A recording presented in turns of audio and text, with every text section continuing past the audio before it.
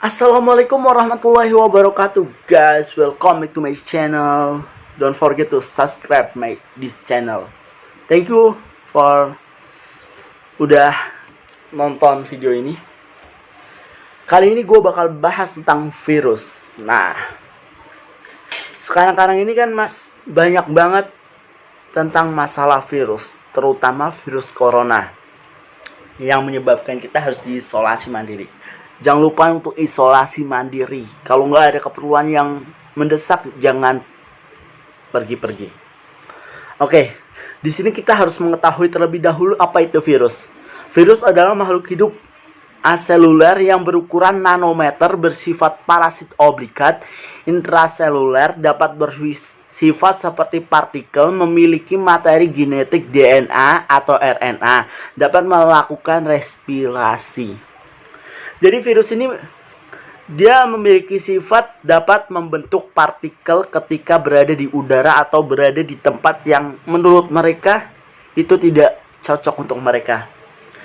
Jadi virus sendiri sangat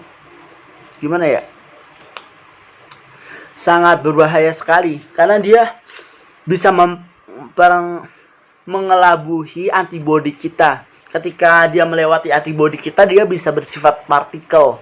Sehingga menurut antibodi itu bukan sebuah ancaman. Tapi ketika dia sudah mencapai RNA atau DNA kita, dia akan melakukan gerakan infeksinya.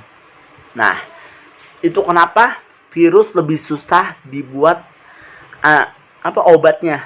Kan kita ketahui bersama kebanyakan itu antibakteri, bukan jarang yang antivirus. Kalau antivirus itu biasanya dia juga memiliki efek samping yang besar karena obat itu tidak hanya berefek pada virus tapi kepada sel-sel yang lain yang diinfeksi terhadap virus tersebut. Sehingga jika kalian tidak sakit atau kalian tidak terinfeksi virus, jangan coba-coba mengkonsumsi obat virus, guys. Karena itu sangat berbahaya. Itu bisa jantung, bisa mata, pendengaran ataupun yang lain. Pokoknya jangan sampai kalian mengonsumsi obat virus jika kalian tidak sakit. Oke, komposisi virus itu ada 3, terutama ya. Asam nukleat atau istilah umumnya DNA atau RNA. Lalu envelope dan kapsid. Asam nukleat itu dia itu dikelilingi selubung protein yang disebut kapsid. Tadi kapsid.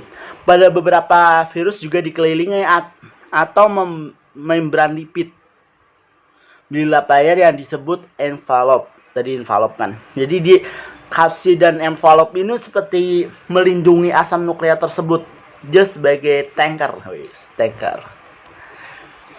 Kapsid sendiri itu berperan dalam pelekatan virus kepada sel inang atau sebagai pembungkus materi genetik sehingga tidak rusak sebelum melakukan infeksi. Jadi dia itu memiliki pelindung. Jadi susah untuk antibodi kita untuk melawan virus itu. Oke. Untuk envelope seperti yang tadi dibilang, dia itu membungkus asam nukleat atau DNA atau RNA. Nah, virus ini bisa melakukan 2 siklus dalam reproduksi kalau sudah menginfeksi kita. Yang pertama itu siklus hitik, yaitu siklus hitik adalah replikasi virus yang disertai matinya sel inang. Terbentuknya anakan virus baru. Siklus hitik terjadi jika pertahanan sel inang lemah dibandingkan daya infeksi virus. Maka tahap dari replikasi virus berlangsung cepat. Siklus hitik sel inang akan pecah dan mati setelah terbentuk anakan virus baru atau vision.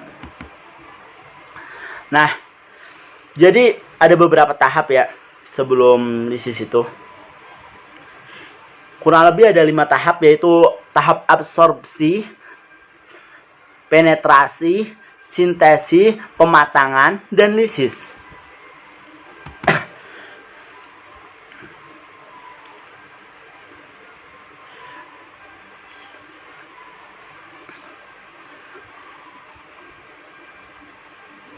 Jadi virus ini melakukan kerja dia ketika masuk ke dalam sel tubuh kita, dia akan menjadi berupa partikel. Dia masuk, ketika ada sel-sel imun kita dia akan tetap partikel. Jadi menurut sel inang, dia itu tidak berbahaya. Lain halnya dengan bakteri yang tetap menjadi bakteri, sehingga sel imun itu bisa melakukan perlawanan. Jadi jarang orang yang kena virus itu bisa langsung sembuh. Perlu beberapa tahap. Nah, setelah dia menginfeksi, dia akan melakukan perubahan pada sel yang bertugas memproduksi RNA atau DNA itu. Dia melakukan perubahan pada DNA atau RNA dengan pemotongan ataupun apapun itu. Lalu dia merubah strukturnya menjadi struktur pembentukan virus. Lalu pabrik yang membentuk DNA dan RNA itu membentuk sel-sel yang berisi sel virus. Sehingga semakin lama sel virus akan semakin banyak. Dan ketika sudah matang, sel virus itu akan melakukan lisis atau pemecahan. Lah, untuk tahap lisogenik sendiri itu ketika virusnya sudah mulai tua dan dia sudah memiliki daya infeksi yang sedikit, lebih ke daya bertahannya. Sehingga dia melakukan lisogenik. Dia melakukan peranakan lisogenik bukan secara lisis ya. Jadi lisogenik ini lebih lambat daripada proses lisis. Tapi berbahayanya sama saja berbahaya.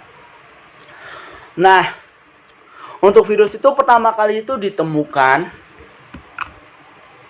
Jadi virus ini itu partikelnya nanometer, berukuran nanometer kebanyakan virus. Infeksinya dengan berbagai macam. Salah satunya virus yang menginfeksi saat ini corona melalui hirupan, sentuhan, pokoknya melalui partikel udara bisa corona. Ada juga virus yang khusus dia itu melakukan injeksi atau infeksi ketika melakukan hubungan intim seperti HIV.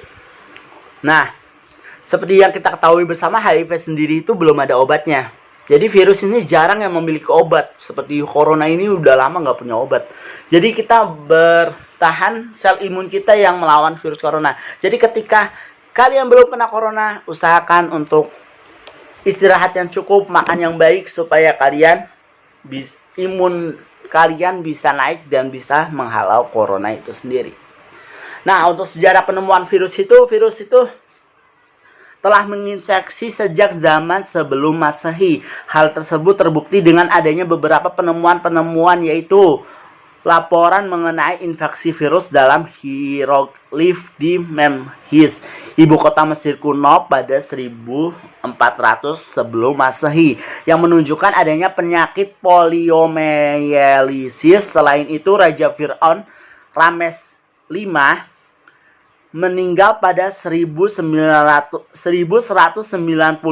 sebelum Masehi dan dipercaya meninggal karena terserang virus. Virusnya itu virus smallpox.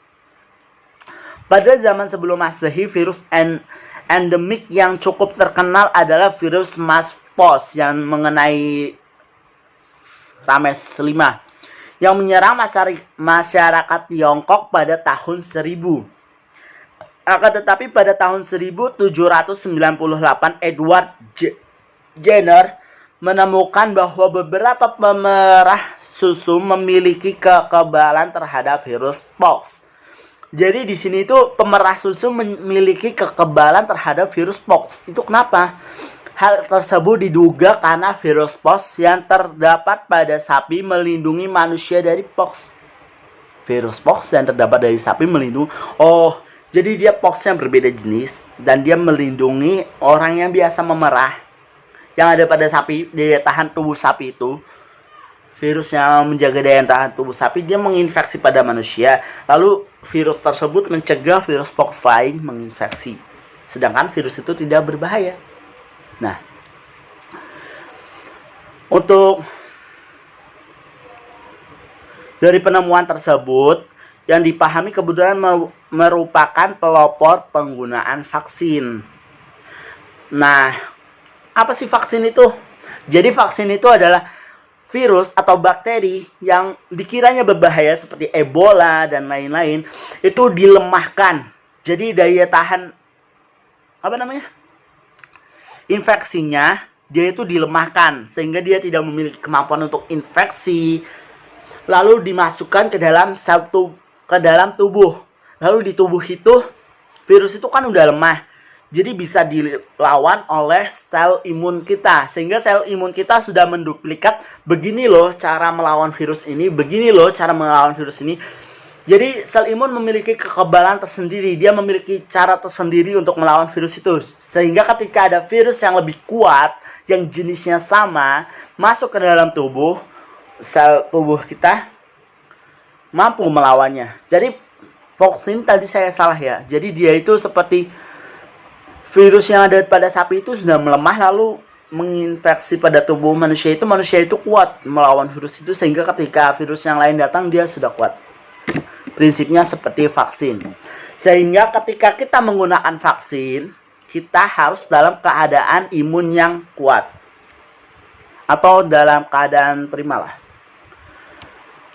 Menurut saya cukup sekian presentasi dari saya. Kurang lebihnya saya mohon maaf. Jangan lupa klik tombol subscribe, like, komen, dan share. Jadikan channel ini makin berkembang. Cukup sekian. Assalamualaikum. See you. Bye.